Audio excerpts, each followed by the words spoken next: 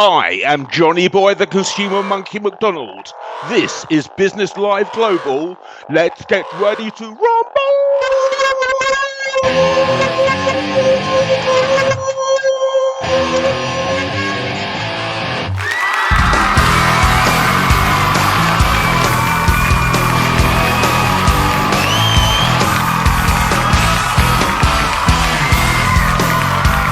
So here I am again, interviewing another business owner or mover or shaker in the world. I want to hear from you, so if you're in business and listening to this, reach out to me and we'll do an interview with you.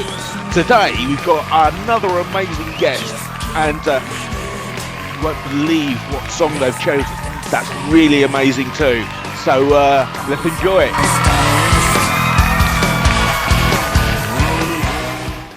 What do you do if you need an information security and HR director? I give you Hollie Whittles. Hello, Hollie. How are you doing? I'm good. How are you? All the better for speaking to you. So thanks for joining us on Business Live Global. And I met you at an event a few weeks ago, for Women in STEM, which is science, technology, engineering, and maths.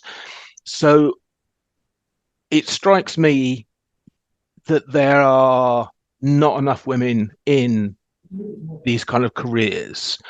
What do you think can be done to help encourage girls into STEM?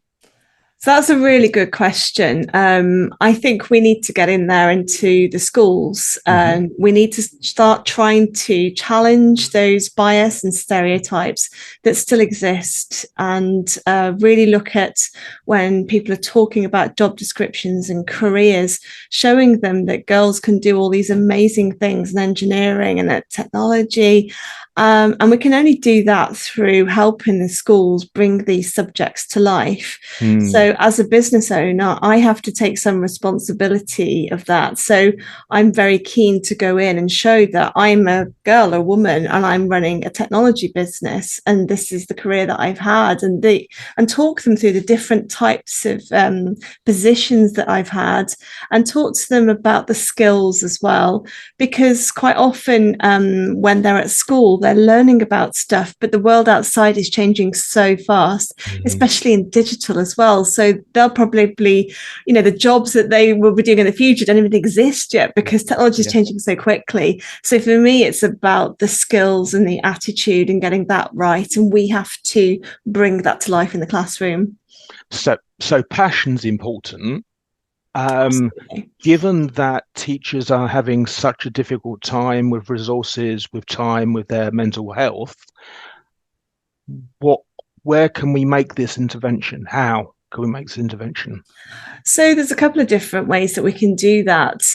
We can do it through the work experience route. So we can actually take the students off site, and that can be from year 9 upwards. We can also do things like T-levels and apprenticeships after they've finished their studies, and get them into the world of work quicker. One of the routes that I'm really keen on is the enterprise advisor route, which is something that the Careers and Enterprise Company very much push. And this is where they, as a business owner or anyone working in business, you can volunteer to become an enterprise advisor. You volunteer some of your time to go in and work with a school directly on curriculum, career strategy, and talking to the students. They will do the DBS check and make sure that you're all kosher and all good to go.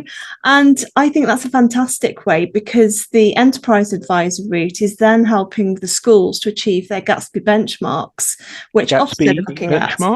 Gatsby benchmarks, yeah, there's loads of buzzwords, isn't there, in education at the moment? I've never heard that one.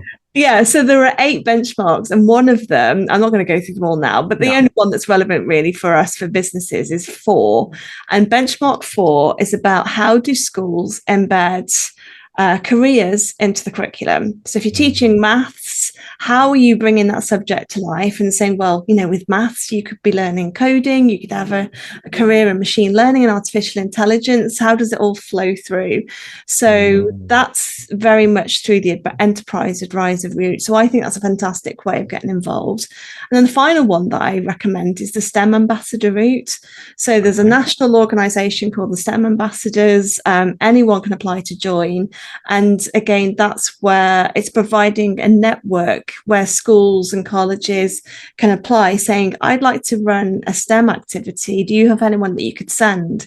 And if you've applied to become a STEM ambassador and you've been approved and you've had your DBS check done, then they will say, yes, there's Hollie in this region. She can come into your school and help you with that activity. So there's a couple of different ways there that businesses can help get involved. And for me, it's about getting those pathways from education into business. So I had some experience working in primary schools, and at the primary age, girls are incredibly creative and inventive. But then that seems to change as they cross into secondary school. Is that true in your experience? It can be. I have, and I know we were talking about my TEDx talk earlier. I have a thing about this. It's one of my passions.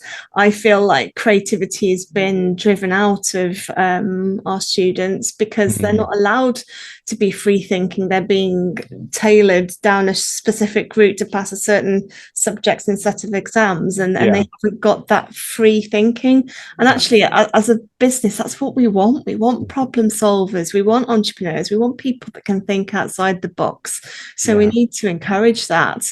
And one of the ways that I do that is by talking about things like the arts. Right. Students that do music, improves their IQ, makes them better at the STEM subjects.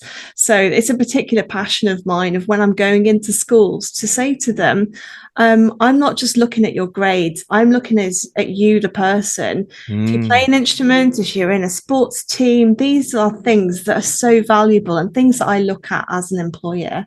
So I very much try and encourage them to embrace that creative side.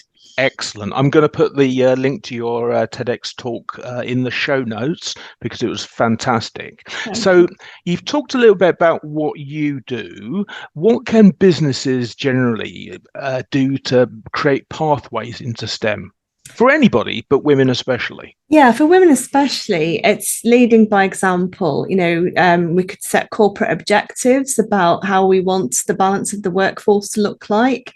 I particularly go down doing keynotes at conferences. I try to get involved in business groups. I work very closely with the Federation of Small Businesses, championing things like skills and apprenticeships and encouraging girls into STEM activities. So for me, it's getting involved in the bigger picture because we can't just sort of grumble saying, oh, there aren't enough girls in tech and then not do anything about it. I think the one observation I would make is that activity is very fragmented. There's lots of really good initiatives happening across the whole of the UK, but it's really hard to get that bigger picture. So, I was at a government meeting the other week where we were talking about this specifically. And I'm like, how do we bring all of this good stuff together so we can actually start really tackling the problem, making a difference? So there was a story I read on the BBC website that was talking about the fact that 40% boards have 40% women on their boards. And then you read the story and you find out that only 2% are executives. The rest are just there for show, basically. So we've got a long way to come. Yes. I am going to potentially suggest something that is very wrong, but I'm not sure if it's wrong, so I'm going to ask you. It looks to me that not always, but enough to notice that women who have managed to drag themselves through this horrible male-dominated, because we know what the culture's like when it's a male-heavy society, they get to the top or near the top, and they pull the ladder up behind them because they think, I'm different. Is that something which you observe at all? I have seen that happen in more so in big business because there's more people. And I very much are about women have got to empower other women, and it's not about getting one person forward and your own personal thing. It's about everyone. I have seen that happen, and we do need to change that thinking and look at that really bigger picture. Okay, too. So what can women leaders do to support STEM careers in your view? So, as I said, keynoting and talks, leading by example, having key performance indicators, objectives in your business to change things, be the change that we want to see. Get out there, get involved. I was talking to a local college about things like apprenticeship curriculum. I'm like, well, who's deciding this? And they're like, oh, well, it's all the trailblazer groups. I'm like, well, who's on those groups, and how can I get on them? So, I'm just quite feisty like that. I'm like, let's get in there. So any opportunity like that where we can use our voice to do better. So that's what I try and do.